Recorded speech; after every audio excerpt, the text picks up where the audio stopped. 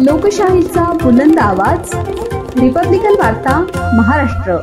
हरित महाराष्ट्राच्या धर्तीवर हरित बीड अभियान राबवून पालकमंत्री अजितदादा पवार यांच्या उपस्थितीमध्ये 30 लाख वृक्ष एका दिवसात लावण्याच्या उद्दिष्टासह वर्षभरात 1 कोटी वृक्ष लागवडीचा संकल्प जिल्हा प्रशासनाने जाहीर केला असला तरी प्रत्यक्षात बीड जिल्ह्यात अवैध वृक्षतोडीचे रॅकेट बिनभोभाटपणे सुरू असून वन विभागातीलच काही अधिकारी आणि सॉमिल चालकांची मिलीभगत यात असल्याचा गौडबंगाल सामाजिक कार्यकर्ते डॉक्टर गणेश ढवळे यांनी उघड केला आहे।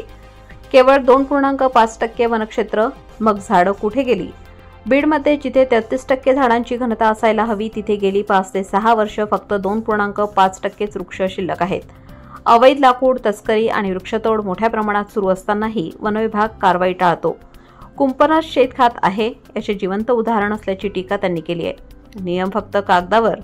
सॉमिल सुरू करण्यासाठी परवान्यांसोबत काटेकोर अटी असतात। प्रत्येक मिलवर तपासणीसाठी वनविभागाचा कर्मचारी नियुक्त असतो। लाकूड वाहतुकीसाठी वैध वन पास, रोख पावत्यांची नोंद, नियमित वह्या तपासणी हे सर्व बंधनकारक असते, पण प्रत्यक्षात तपासणी होत नाही। कर्मचारी सॉमिल चालकांच्या संगनमताने नियमांना पायदळी तुडवत जातं। गोल, चिरलेले किंवा वाया गेलेले लाकूड बिनदिक्कतरित्या ठेवले जाते। खोटी हरित प्रतिमा। डॉक्टर ढवळे यांचा आरोप आहे की एका हाताने झाड लावा म्हणणारे प्रशासन दुसऱ्या हाताने झाडं तोडणाऱ्यांचे संरक्षण करते।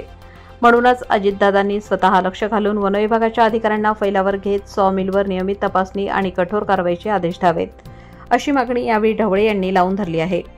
रिपब्लिकन वार्ता महाराष्ट्र बीड जिल्हा प्रतिनिधी Babasaheb. Subscribe now and press the bell icon. Never miss an update.